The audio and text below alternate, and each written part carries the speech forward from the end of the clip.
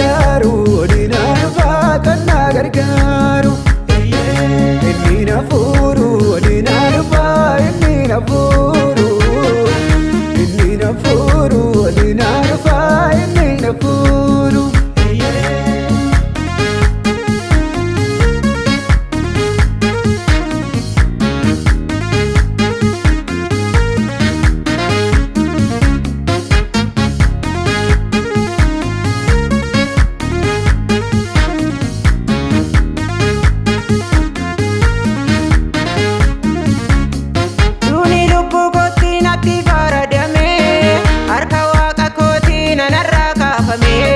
Rakkina guddaa isaa keessatti amaanadhee deebii kadhannaa koo sabiraan argadhee. Rakkina guddaa isaa keessatti amaanadhee deebii kadhannaa koo sabiraan argadhee.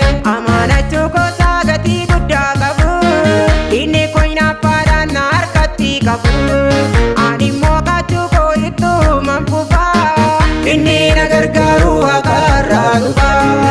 Ani immoo kaachuu koo ittuu manfufaa inni na gargaaru waaqarraa dhufa.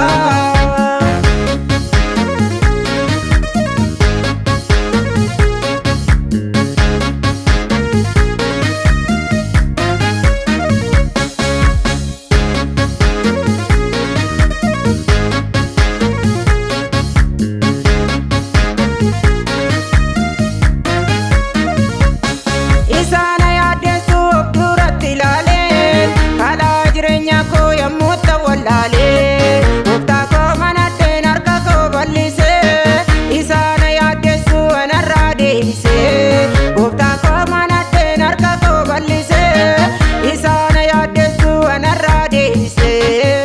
Amaanachuu koosaa gatii guddaa qabu inni koynaaffaadhaan na harkatti qabu. Ani immoo kaachuu koo ittuu manfufaa inni na gargaaru waaqarraa dhufa.